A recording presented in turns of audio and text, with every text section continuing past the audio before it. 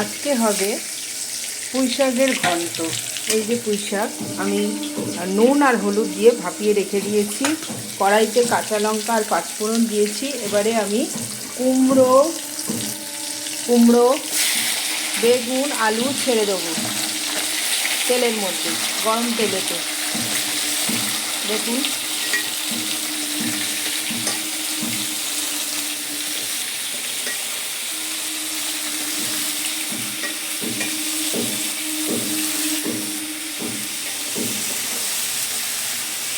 গরম তেলের মধ্যে আমি কুমড়ো আলু বেগুন ছেড়ে দিলাম।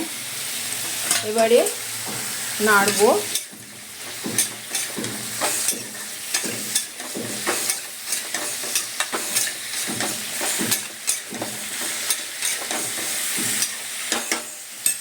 ঢেকে দিলাম, পরে আসছি। এরপরে আমি শাকটাকে ছেড়ে দেবো। ওটা ভাজা ভাজা হয়ে এসছে, দেখে নিন। এবারে শাকটাকে ছেড়ে দেবো, নাড়বো আবার।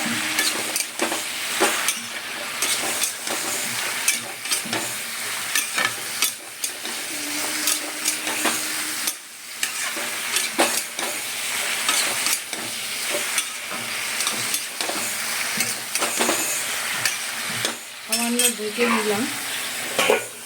এরপর হলুদ দেবো,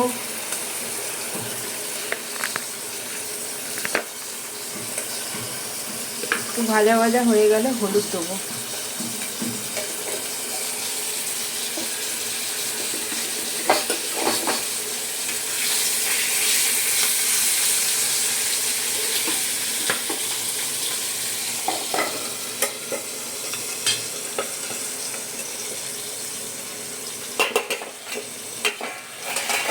তুললাম,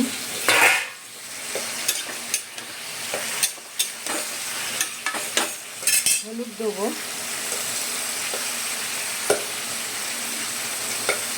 হলুদ দিলাম।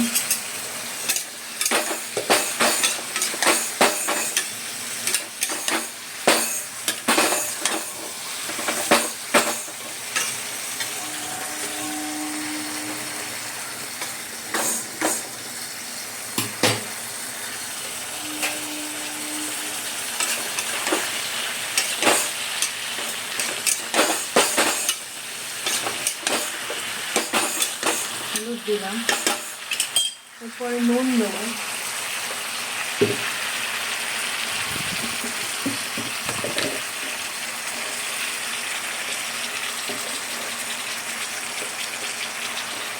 নুন দিয়ে আবারও আমি নাড়বো।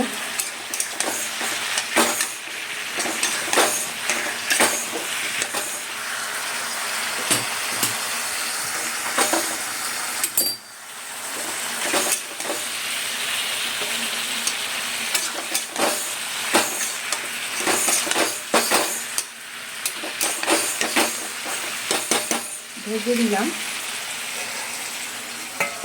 পরের স্টেপে তারপরে এরকম হলো, আমি দিলাম জিরে গুঁড়ো একটু দিয়েছিলাম। কষতে কষতে এইভাবে কষা হয়েছে। আমি ভেজে রেখে দিয়েছিলাম চিংড়ি মাছ আর বড়ি। চিংড়ি মাছ আর বড়িটা দিয়ে দেবো। দেখে নিন, চিংড়ি মাছ আর বড়িটা দিয়ে দিলাম।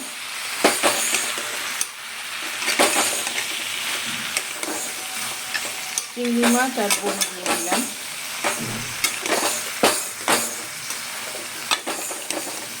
এরপর আমি জল দিয়ে দেবো। তারপরে হয়ে গেলে একেবারে আপনাদের দেখাচ্ছি। পুঁই শাকের ঘন্ট রেডি হয়ে গেছে। এই দেখুন এখনো ফুটছে। এবারে নামিয়ে দেবো। দেখে নিন, আমি পরে একটু চিনি দিয়েছিলাম আর লঙ্কার গুঁড়ো দিয়ে দিয়েছিলাম। কেমন লাগলো আপনারা কমেন্টস করে জানাবেন। লাইক কমেন্ট সাবস্ক্রাইব করে দেবেন। Thank you.